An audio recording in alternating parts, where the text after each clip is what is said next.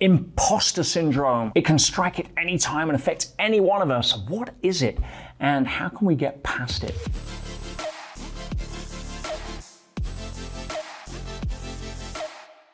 Let's first look at what it is. Imposter syndrome essentially is us feeling that we don't live up to the expectations of the role that we are currently playing. Now, that could affect us in any area of life. If you're a team leader and you don't feel that you're qualified to be the team leader and everybody else is looking at you thinking, wow, you're great, but inside you've got these insecurities that say, I'm not great, I don't really know what I'm doing. Imposter syndrome strikes. If you're a business owner and you're stepping through and everyone's like, oh my goodness, all your friends are like, you're an entrepreneur, you finally stepped away from working for somebody else. Wow, you're amazing to have that level of courage.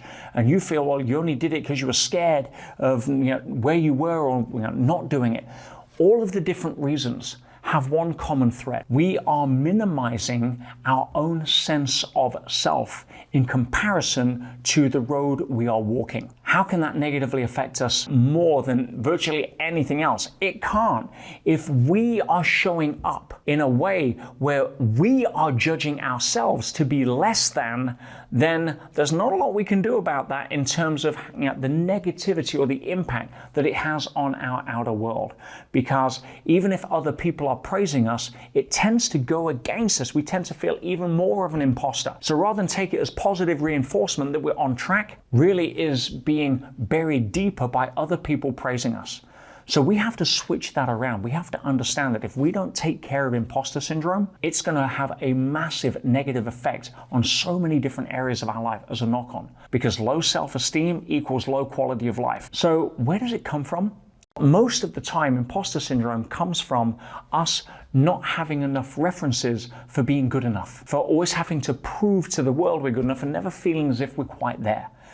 A lot of that can come from our childhood, where we were never rewarded in the way that we felt we should or recognized what we should do to really reinforce the fact that we were good enough. It has its links to the primary fear, the fear that we're not enough.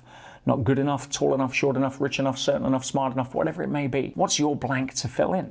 We all have one at some level. So when we're then required to step up into a new role or a new career, or we're forced into a situation that we feel we're not ready for, and that imposter syndrome starts to take over, all of the fears that we're not good enough come to the surface. It's us versus the fear. It's got nothing to do with the outer world. We could be told 1,000 times that we're doing a great job. It's not going to have the same benefit as us telling ourselves we're doing a great job. The key to moving past imposter syndrome is to have higher self-esteem through self-validation. In other words, if we have set up our model of the world so that we need external validation in order to prove that we're great, and we didn't get that from mom or dad or our previous references, we're never going to feel good enough. What are the steps we can take? For a start, we realize that we are the star of our own movie. If we feel that we are trying to prove ourselves in other people's movies, we're always going to be swimming uphill. We're never going to feel as if we're good enough because we can't benchmark that. We're not aware of what's going on in other people's movies. But when we recognize that we are the star of our own movie, Brad Pitt doesn't walk on set and worry about what the film extras think of him. He owns that role. See, when you walk into your own home versus a guest in somebody else's, there's a different energy there. There's nothing to prove, nothing to defend, nothing to conquer. There's a sense of certainty that you have. That's the way that you transition through imposter syndrome, by cultivating that inner sense of certainty. There are many different ways or factors to that. Do you live in a friendly universe or a hostile universe? Are you desperately trying to seek the good opinion of other people? Are you desperately looking for validation, approval, connection? Are you scared of not being good enough and what that may mean? All of those things need to be able to be tackled at different levels. To be able to do that, you need a comprehensive way of building up your own references. References of being good enough. References of not needing the good opinion of other people. References of not carrying guilt.